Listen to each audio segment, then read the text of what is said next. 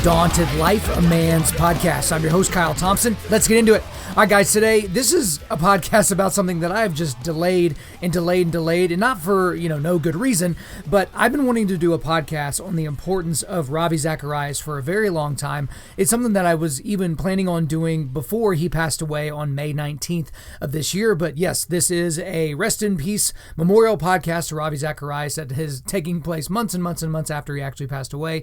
A lot of things happened this summer. Don't know if you were paying attention. And a lot of things have happened in the run up to the election. And so the timing for this podcast just always seemed like, I can put that off another month. I can put that off another 3 weeks. And then here we are in December, and I'm just now getting to it. But yes, he died on May 19th of this year at 74 years of age after a battle with a very rare form of cancer. And if you're not familiar with the name Ravi Zacharias, you really should be, especially if you're a listener of this podcast. He is one of the foremost modern apologists that we've really ever had. This is a guy that spent, I think, over 50 years as an apologist, as a traveling speaker, and he is an apologist that used reason-based arguments for faith.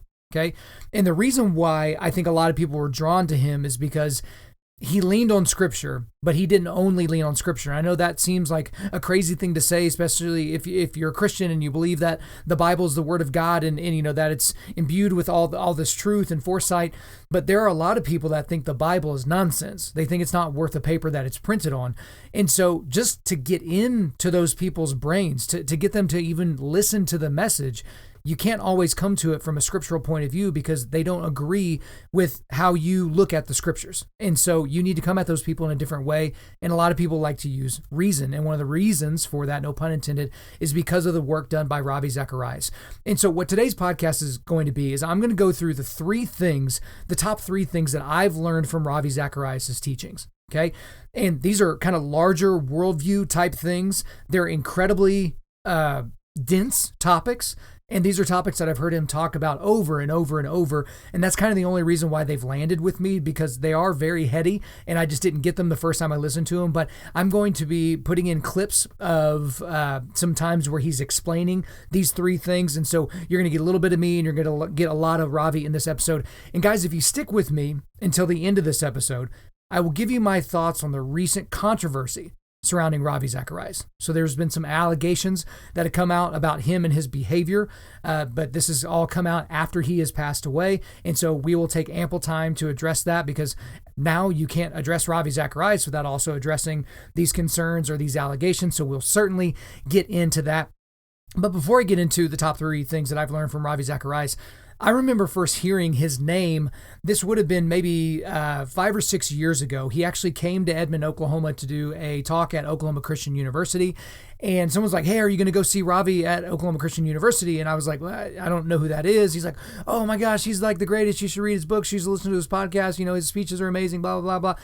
By the time I even really thought about, let me look into this guy, let me see if it's even worth it to try to go, the thing had sold out, right? So however many seats they had at this event, it was completely sold out. And it's kind of one of those things now, it's like when a band comes through town, you're like, I'll just catch them the next time they come through, and then they pass away, or, they break up, or something like that happens. The band is no more. That's kind of how I feel like right now with Ravi Zacharias. Is I never got to see him speak live. The one thing that I do find pretty interesting is I did find his podcast. It's the Just Thinking podcast. It's a daily podcast. It's kind of broken down into, little 12, 13-minute chunks of his speeches or his Q&As or something like that. It's funny whenever I watch a video of Ravi, and because I've listened to him at 2 times speed so much with my podcast, that whenever he's talking in front of a group of people, he's way more deliberate, obviously, in the way that he talks. He's deliberate in the things that he says, in his vocal pauses and things like that. But basically, over the last several years, Ravi Zacharias has been one of the most important people in terms of informing some of the things that I think about and how I would go about defending the faith to someone who is a non-believer. So I've been tremendously influenced by Albert Mohler. I've been tremendously influenced at different times by the ministries of people like Andy Stanley or Jeff Durbin or Matt Chandler or, just different folks like that I brought in at different points.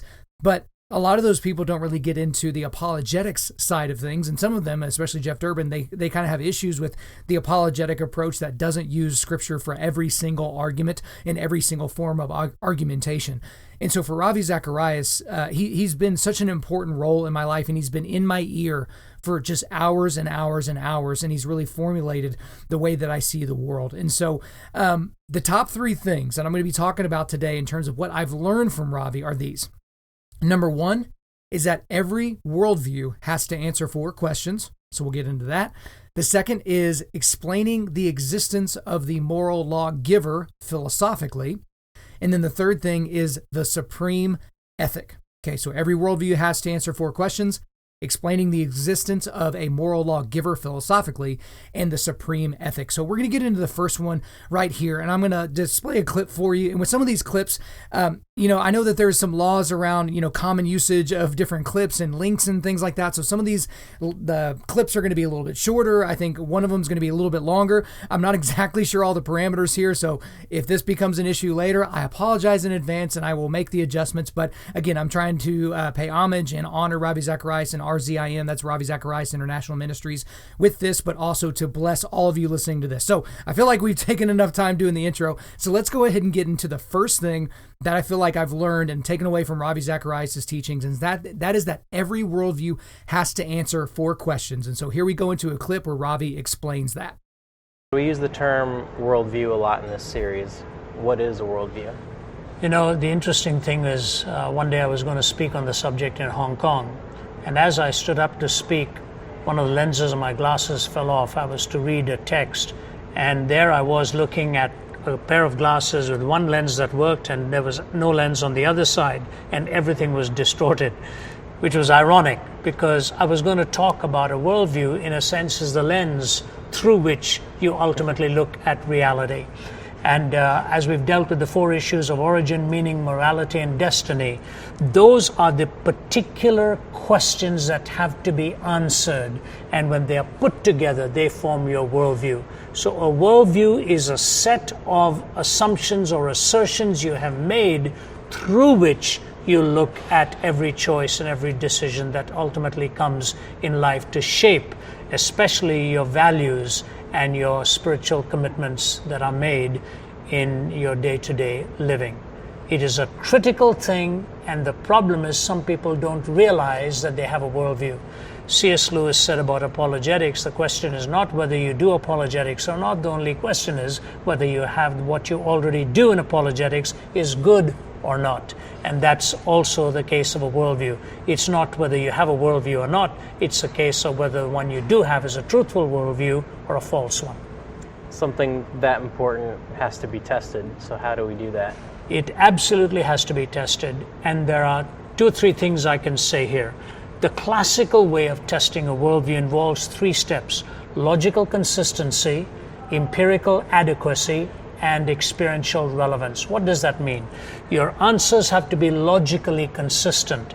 They have to be empirically adequate, meaning you're able to verify them in situations like the resurrection from the dead, like the archaeological claims of the Bible, like the historicity of the Bible. So that is the empirical component in it. And then experiential relevance, that all of this is also relevant to your life, not just some kind of an abstract argument that you give to things. Now, there are 2 ultimate tests: correspondence and coherence. To particular questions, your answers must correspond to reality. Meaning by that, if you say, I came here in a red car and it's parked right in front of the building, that is a correspondence test I will put. I can walk out of here and see if that red car is actually there, or you're spinning some kind of a line to me on that. Now, if you're in a courtroom and you say, I didn't commit that murder, maybe you're telling the truth, but that does not mean you have no implications in it. How will the attorney find out whether you are completely telling the truth or not? They will take all of your answers, put them together, and make sure they are coherent. So there's correspondence and coherence. Let me say something very important that is easily forgotten. Sometimes worldviews are systemically false. The system itself is flawed, and you don't have to examine all of the details to know the worldview is flawed. You can see that something central to it is a flaw. For example, the Quran says Jesus never really died on the cross. It only appeared to the people that he died. Jewish historians, pagan historians, Greek historians, Roman historians, Christian historians all say that he died on the cross. So when a particular book can make an assertion like that, that is false. you immediately know there's something in that book and that worldview that could be systemically flawed because it denies the very death of Jesus Christ, which is intrinsic to the Christian faith. So, going back, logical consistency, empirical adequacy, experiential relevance, correspondence to truth in particular statements, coherence as a whole worldview. And if you notice a systemic flaw, there are danger signs of the rest of the worldview. That's what I like about the Christian faith. It corresponds to reality, it coheres as a worldview, it's logically consistent, I can test it out, and it brings relevance to your life in all of the most vital pursuits that you and I engage in. That's what makes Christianity not just an end-time thing, it makes it relevant for the now. So there you go, guys. That's fairly dense. I realize that, especially if you don't spend a lot of time digging into philosophy or you don't really have a history in that. But that is something that I've heard him talk about a lot. So if you listen to his podcast, if you watch any of his YouTube videos or anything that RZIM puts out, he talks about this a lot. And so when you get into the correspondence and coherence theories, now we're really getting into the world of philosophy, and then you get into how that breaks down with logical consistency, empirical adequacy, and experiential relevance. I think he did a great job of explaining that, re-explaining that, and then driving it home. But the big one that I wanted to point to, because this is one I feel like is easily digestible and easy enough to bring up in a discussion or a debate with somebody, and that's origin, meaning, morality, and destiny. Okay? Every worldview has to have an answer for those four questions, every single one of them. And so if you're talking to somebody that is a Muslim or an atheist or an agnostic or something else, they have to answer those questions. Origin, where did we all come from? Like, how did we get here? Okay. Meaning, why are we here? Like, what is the purpose in all of this? The third, morality. How do we know what's right and what's wrong? Where does that come from? And then destiny. Where do we go when we die? Origin, meaning, morality, destiny. And some people and some of their worldviews, because if you talk to, a very astute atheist or someone who believes that we're just human, it's a humanist and that we're all just, biological entities, eventually our ancestors were slime and then they were bugs and then they were something else. Essentially, you can probably get past origin, meaning, morality, and destiny. You can probably decently work your way around that. But then your worldview also has to correspond with reality and be coherent. And it has to do so with logical consistency, empirical adequacy, and experiential relevance. And if you listen to a lot of Ravi Zacharias' speeches or talks, I feel like he does a pretty good job of being fair to the worldviews that try to work their way through that matrix. And the problem for a lot of those worldviews is they fall apart. You saw him use an example with Islam. And again, they are the only major world religion that doesn't believe that Jesus was a real person that died on a Roman cross. That's about as verifiable of a historical fact as anything from antiquity. But the Christian worldview does have a great answer for all of those things listed. And so I felt like that's at the very least a very good conversation starter, because you can memorize origin, meaning, morality, destiny. Origin, meaning, morality, destiny. You can definitely keep that with you to where you can pull it out whenever it's necessary. And when you're having a discussion over a whiskey or two or something like that, and someone can't give you an answer to one of those four things, you don't necessarily need to send them on to the correspondence or coherence theories. Like, you're going to stop way short of logical consistency, empirical adequacy, and experiential relevance. But it does at least get you into that conversation. So that's the first thing, that every worldview has to answer those four questions, the questions of origin, meaning, morality, and destiny. And the second big thing that I've learned from Ravi Zacharias in his lessons and his teachings is explaining the existence of a moral law giver philosophically. And this does have some, attachments to the first thing that we've talked about. But let's go to Ravi explaining how you can prove the existence of a moral lawgiver philosophically. Philosophically, it's often, of course, put in tandem with evil. Suffering evil. Why does God even allow evil? And I've often responded that it's very critical to understand the nature of the question, because when we say there's evil, we assume there's good. When we say there's good, we assume there's a moral law on the basis of which to differentiate between good and evil. When we assume a moral law, we assume a moral lawgiver, because without the moral lawgiver, there's no moral law. Without the moral law, there's no good. Without good, there's no evil. The question actually ends up hoisting itself on its own petard, as it were. It doesn't know how to defend itself. But here's the killer point of that argument. Somebody may say, why do you need a moral lawgiver to have a moral law? And the answer is very clear in this. Every question raised about evil and suffering is either raised by a person or about a person, which means personal worth is essential to the question. Intrinsic worth is essential to the question.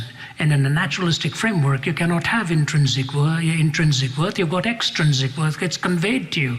You're just a radar blip on the radar screen of time. You just happen to be here. But if you're a person created in the image of God with intrinsic worth, then the question indeed is reflective of the value that you give to personhood. So two things, the reality of good and the intrinsic worth of a person are essential to the question. If the question is to be taken seriously, those two assumptions need to be made, which the Christian makes. So of all the things that Ravi Zacharias has done, that little section right there, what was that, 90 seconds worth of audio? There's so much in that. If I had to rank order everything that I feel like I've learned for Ravi, that's probably the number one thing. The reason why I didn't go with that first is because, origin, meaning, morality, destiny, and all the stuff underneath it, that's probably the most dense. So if you can get past that, you can get on to these next two. But explaining the moral lawgiver is very, very important, because probably the number one pushback that you will get from people that are non-Christians as to why God could not exist, or probably does not exist, is the problem of pain. You've heard people talk about the problem of pain a lot. How could a good God let bad things happen to good people? And you've heard that question asked in many different forms, but that's essentially the nexus, that's the core of the question, is how could a good God let bad things happen to good people? And then you can start saying, well, okay, what do you mean by bad? What do you mean by good? And automatically the answer to that question infuses some sort of a morality. And that morality came from somewhere. Now, some people might just say that we've evolved to be moral, right? It's what's good for the goose is good for the gander, as it were, except the gander is actually monkeys in this argument that people use. But at that point, you need somebody to basically establish, where does morality come from? Because you can't say that something is good unless you know what bad is, and vice versa, right? And you know how to differentiate between the two by having some sort of moral law. And this is where I used to get hung up. It's like, I was with you for the first three. It's like, okay, in order to know what bad is, you have to know what good is. In order to know what the difference between good and bad is, you've got to have some sort of a moral law. But then I felt like there was a chasm between the moral law and saying that just because there is a moral law, there has to be a moral lawgiver. Because at least on its face, at face value alone, you can say, all right, I can maybe buy that over millions and millions and millions of years, monkeys evolved to be nice to one another. If I'm going to take on everything else along with that worldview, all of the sheer craziness and the odds of getting a world that we have right now, I can probably push that out a little bit further and say, yeah, okay, I bet monkeys evolved to play nice. But there isn't as big of a gap as I originally thought, because the first several times I heard Ravi give that answer, he didn't give the last part about the moral lawgiver. Right? The reason why we can lean on that is because every time that question is brought up, it's brought up by a person or about a person. So personhood and the worth therein is important to the question, because otherwise the question does self-defeat, as he said. Because if there is no moral lawgiver, then there is no moral law. Then you can't differentiate between good and evil. If you can't differentiate between good and evil, what is good and what is bad? We don't have any idea. The question self-destructs. So that's one that if this is not really landing automatically, I would highly encourage you to go back and re-listen to that clip right there to get a little bit more of that, and see if you can maybe, I know it's kind of like philosophy, guys. I promise I'm not a philosopher. Like, sometimes with philosophy, it's like trying to grab a fistful of water. It's almost impossible. It seems impossible. But I feel like, especially with these first two things that I brought to you, that these are accessible. They may take you actually sitting down and writing down what he's saying, like not word for word, but writing down the larger points of what he's saying so that you could get it in your brain somehow, because I think especially these first two are incredibly, incredibly important. So again, we've gone over the fact that every worldview has to answer the four questions of life: origin, meaning, morality, and destiny. And the second one is explaining the existence of the moral lawgiver, or of a moral lawgiver, philosophically. And so the last thing I'm going to go over today, I could have done dozens of things, but we got to, stay within some sort of parameters here, is the supreme ethic.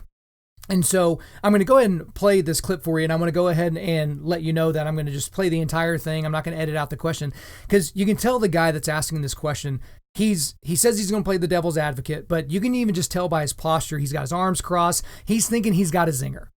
And if any of you have listened to Ravi Zacharias for any length of time, again, this guy was on the road for over half a decade, I believe. Or sorry, not half a decade, half a century rather. Half a decade's not that impressive. Half a century rather. And so there weren't a whole lot of questions that he hasn't been asked, right? And some questions might be asked with some different semantics and some different, language being used, but they're fundamentally a lot of the exact same questions. But I just want to play this for you because he gets into what the supreme ethic is, and I just absolutely loved how he answered this question. So here we go.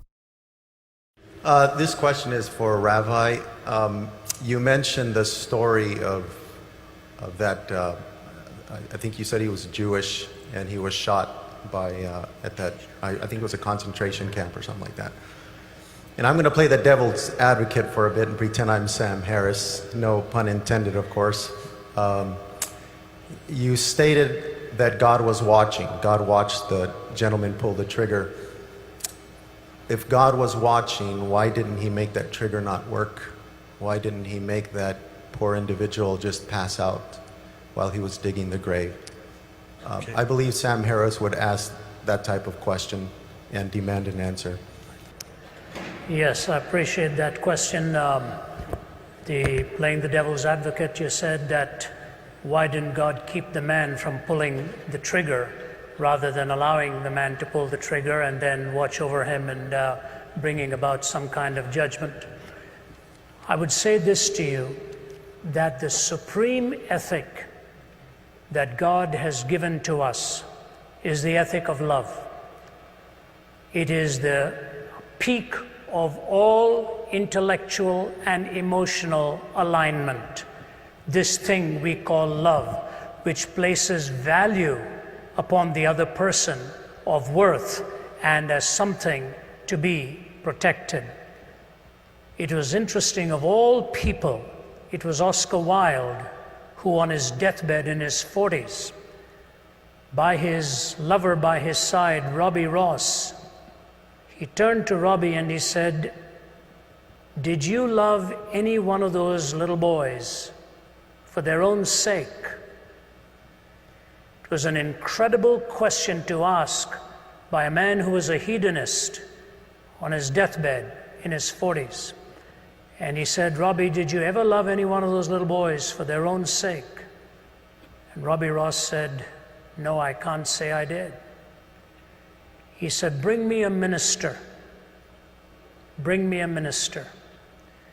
And it was in his magnificent poem, The Ballad of Reading Gaol, that Oscar Wilde said, "Only Christ was big enough to cleanse his heart and forgive him for all that he had done." The point even the hedonist realized was that in pleasure also, value and love are the supreme ethics that can be treasured. But you can never have love without intrinsically weaving into it the freedom of the will. You cannot have love without the freedom of the will. If you are compelled by some machine to a certain decision, you can never love. You can comply, but you will never be choosing to express that sentiment and the reality of love. If love is the supreme ethic, and freedom is indispensable to love, and God's supreme goal for you and for me is that we will love Him with all of our hearts and love our neighbors as ourselves. For Him to violate our free will would be to violate that which is a necessary component so that love can flourish and love can be expressed. If you're asking for God to always stop the trigger, why not God stop everything else? Next time you hold a cup of boiling water, He makes it frozen water instead.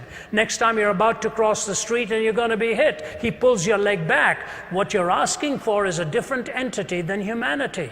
As wonderful as it may seem that in stopping that you think He is protecting you from that which is destructive, The greatest denial that you're asking for is the freedom of your will to be able to choose and to love God with all your heart and all your soul. When you've got love as the supreme ethic and the freedom of the will to choose that love, all of the other contingencies come in and can become explained why it is possible to either choose or to reject, so that love can ultimately reign supreme. If you want compliance and some kind of a mechanical response, your question itself will self-destruct. You're asking the question because you're free to ask it, and you're free to ask it because you're free to love. And when you love Him, in spite of all of the contraries that you see around us, you're trusting Him for having the supreme wisdom and the knowledge to ultimately bring a pattern out of it all.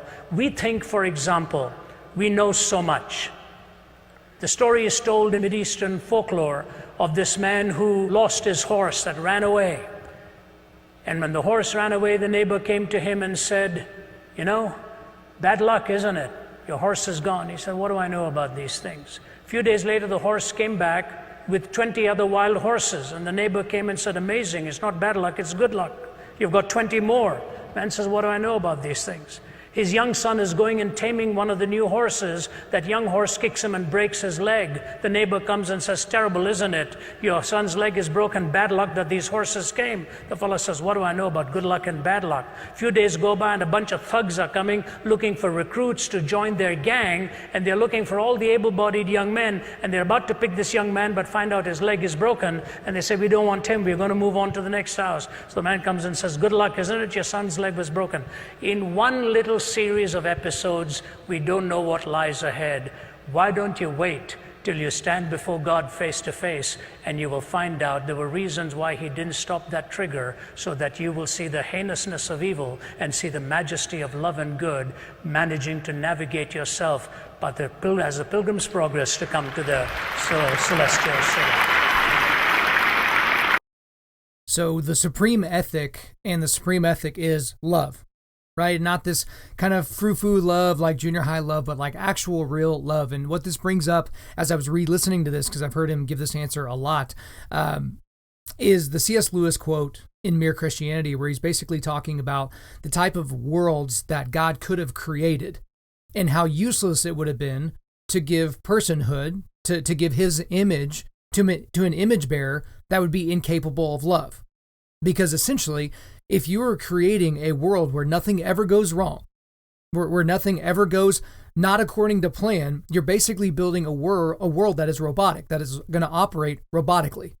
And I think the word that C.S. Lewis used in Mere Christianity is automatons. It's like, what good would it be to create humanity, which is basically automatons, where you're, unless you're a Sam Harris type person and you do think we're basically automatons, we're just dancing to our DNA. I'm not sure if that's his quote or that came from one of the other four horsemen of new atheism.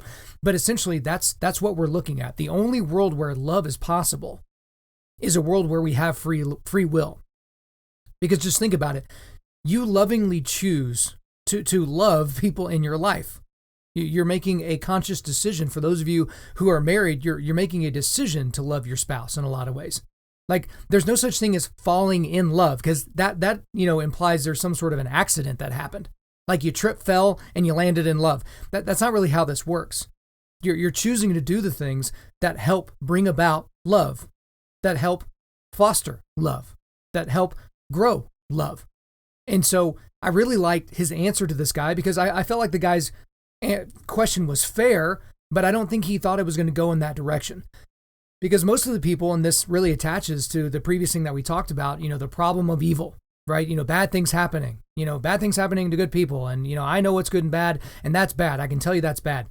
This extrapolates it out even one degree further, in that when bad things happen, just take your definition of bad, right? So we're not going to use a definitive moral law here, just your definition of bad. When you decree that something that's happened is bad, you're also assuming the judgment seat of God. And you're also assuming to have knowledge that you don't have. Because you hear about something bad that happens on the news, something bad happens to someone in your life, something bad happens to you, right? It comes right to your doorstep. And you feel like you're experiencing this, and you know enough to say whether or not this is a good or a bad thing. But you don't have the requisite information to be able to make a call like that.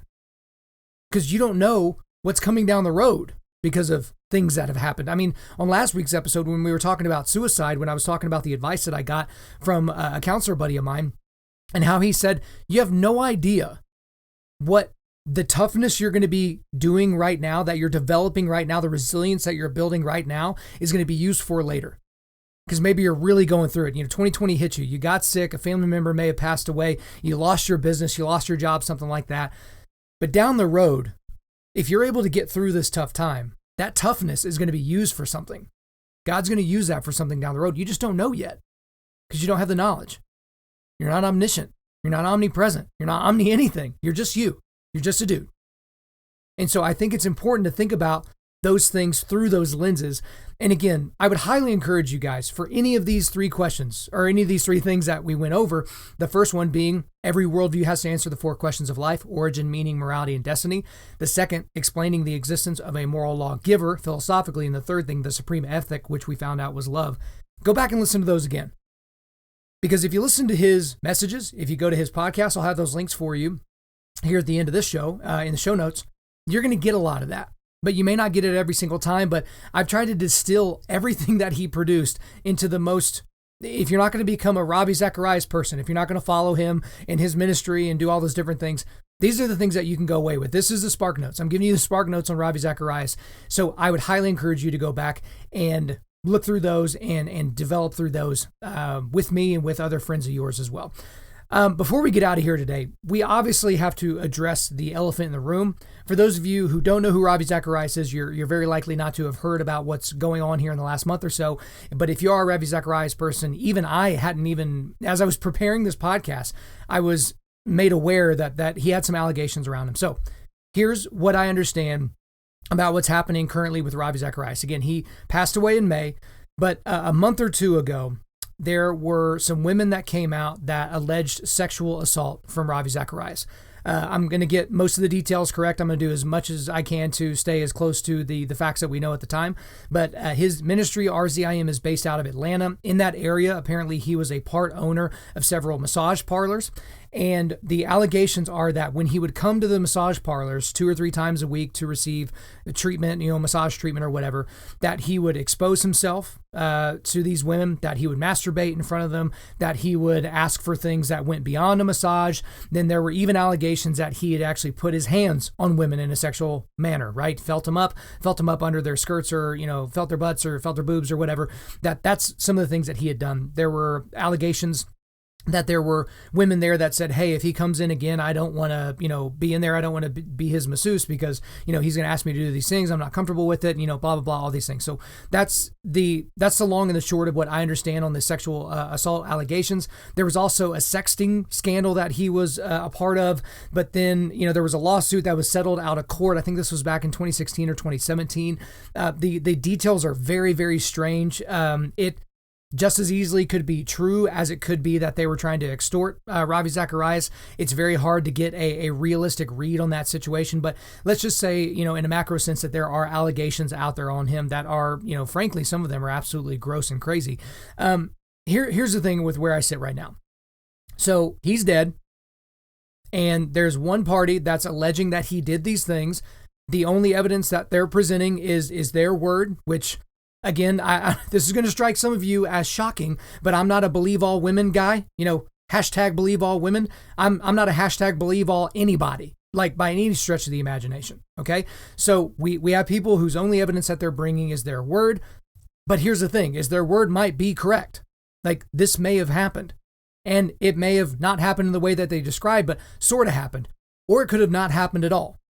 And just to be frank with you, it would not surprise me one bit if something like this happened. And some of you are going to be like, Kyle, you spent a half hour going over how great you thought this guy was and everything like that. But the thing about me is I pretty much assume everybody, people that I don't know and people that I do know, are capable of just about anything. I know my wife better than I know anyone else on this planet. And so there would be certain things that she could do that would be absolutely shocking to me. But everyone else, even your best friend, you don't know your best friend as well as you think you do. You just don't. They're capable of some insanely dark and depraved things, right? And some of you, I'm not having to convince you of this because you know this to be true. So There's not a person on the planet, not an athlete that I'm a fan of, not a politician that I like, not a pastor whose podcast I listen to, that I would be surprised that they would be capable of doing any type of a gross thing, whether it be cheating on their spouse, feeling somebody up, rape, murder. Like, there's not really anything that would absolutely shock me at this point, which I don't know what that says about me or what that says about the people that I have an outlook on, but I just assume depravity in most situations. Okay? But at this point right now, RZIM is doing a supposedly independent investigation about these allegations. Now, I'm very cynical about the fact that they're going to be doing an honest investigation.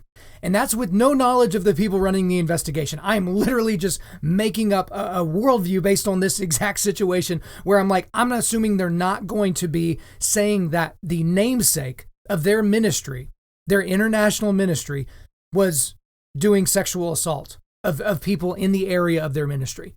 I can't imagine that we're going to see that on the cover of Christianity Today's website or on the front page of their website, where basically says, RZIM finds that Ravi Zacharias was a brutal rapist or something like that. I can't imagine that happening, because these people, those people that work there, most of them aren't brands into of themselves. It's the fact that they have an attachment to Ravi Zacharias, the name Ravi Zacharias, and Ravi Zacharias International Ministries, that anyone is even listening to them. But here's the thing. These allegations might be true. These allegations might be false. There's only two ways it could go. They are either true or they are either false, right? I don't think that we're ever going to know for sure. Unless somebody can produce some sort of video evidence where we can see these things happening. And I know it's crazy, can you have video evidence of everything? This is inside a business. I can't really imagine that they would have security cameras inside a massage room, but you would think maybe that there's been other sexual assault allegations at other facilities, so this is maybe a common practice. I really have no idea. But unless there's hard evidence presented of this type of a thing, I don't think that we can know for sure. So now I have to get into this whole part of the conversation where it's, do we throw the baby out with the bathwater? Because knowing what we know now, which is essentially that we probably will never know for sure, are you willing to throw out all of the contributions that Ravi Zacharias has made to the Christian community, to Christianity in general, the kingdom of God, based on allegations that have been unsubstantiated or really and otherwise maybe aren't knowable as true or false? Are you willing to do that? I would suggest that you not do that, because we don't know. But then I want to go even a step further there, is let's say that we find out that these things were true. Let's say they do provide video evidence of him doing these absolutely horrible, heinous, and gross sinful things. Those actions would not subsequently erase the contributions that he has made. Now, if he were alive, those actions and those sins shouldn't go unpunished. He should receive punishment and judgment for that on this planet, and then subsequently, as he goes and meets his maker and makes his case essentially for why he should get into heaven, right? Which, again, guys, some of your heads just explode there. I'm not assuming that we just go up there and we start presenting our case to God as if we're in court, but I think you understood the allegory I was trying to make there. But at the same time, even if these things were proven true, it doesn't make the things he said on stage any less useful for you. If you're thinking about going into apologetics, if you're thinking about going into the ministry, or if you're just thinking about being an intellectually sound Christian thinker, he's someone whose information you need to absorb. And this is where we kind of get into the macro conversation about canceling people after they've passed away. Right? So yeah, people wanting to cancel Thomas Jefferson because he was a slave owner. Yeah, people wanted to cancel, Martin Luther because he was an angry person, or just pick someone from history. By modern standards, we're not going to assume that person is going to be able to check all the boxes, certainly not all of the woke intersectional boxes. And I'm not saying that in past times, sexual assault was just, winked and nodded at. I'm sure it was to more so to a degree than it is now here in 2020. But at the same time, I think we have to be fair in our judgment of people and the things that they've been able to contribute. So I think if you're making this might seem like a weird example, but if you're making a Mount Rushmore of the game of baseball, the people that you're probably going to have on there, you're probably going to have Babe Ruth.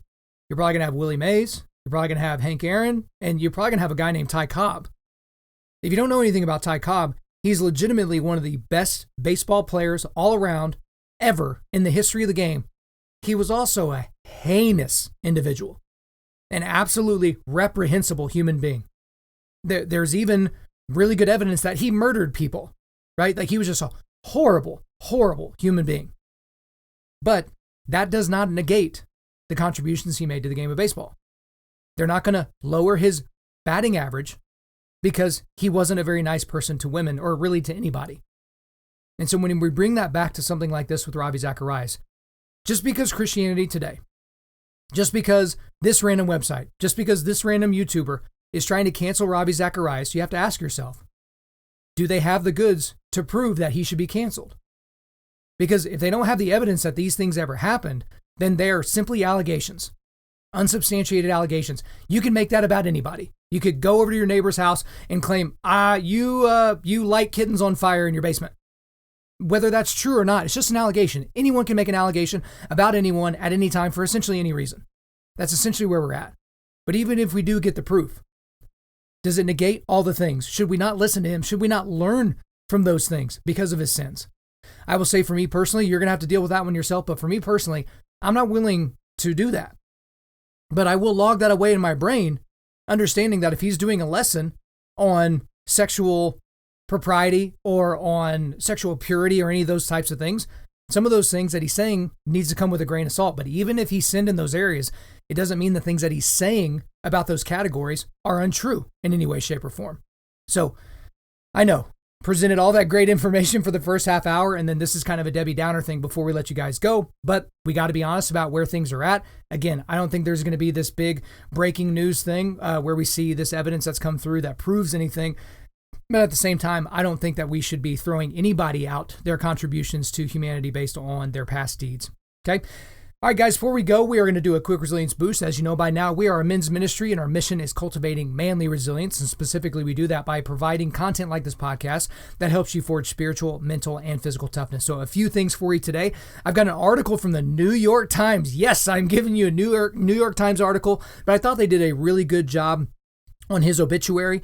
So it's entitled Ravi Zacharias, Preacher Who Used Reason to Defend Faith, Dies at 74. So I've got that here for you. I've got a link to his podcast, Just Thinking. So basically anywhere where you get podcasts, I think there's a lot of different podcasts called Just Thinking, but if you type in your search bar, Just Thinking in RZIM, you'll be able to find it. Also, I've got an Amazon link to all of Ravi Zacharias' books. That's something that we didn't really talk about here in this podcast. I do have one of his books on our 100 books that every modern Christian man should read list, which is on our website. Just go to Undaunted.Life/book list. And then I've also got his Sunday special discussion that he did with Ben Shapiro on the Ben Shapiro Show. So if you didn't get that one, that is an incredible conversation between those two. So I highly recommend you give that a look. All right, guys, thanks so much for listening to the podcast. I really do appreciate it. If you would, subscribe on Apple Podcasts, iTunes, Spotify, Google Podcasts, or Stitcher, and refer your friends to listen and share this on social media. Guys, if we deserve a 5-star review, please leave us 5 stars and a few sentences letting us know why you like the content. I'm currently booking speaking engagements for all of 2021. So if you want me to come speak on your podcast, at your men's event, at your team, at your business, hit me up, info@Undaunted.Life. That's info@Undaunted.Life. The website is www.Undaunted.Life. You can follow us on Instagram and Twitter at Undaunted.Life or Facebook.com/Undaunted.Life. Check out our free devotionals on the YouVersion Bible app. Just search Undaunted.Life under plans. And as always, we want to thank the band August Burns Red for allowing us to use their entire music library for our content. The intro-outro track on this podcast is their song Defender, which is off their latest record entitled Guardians. The links are in the description. I'm your host, Kyle Thompson. Remember, keep cultivating manly resilience, keep forging spiritual, mental, and physical toughness, keep seeking the Lion of Judah.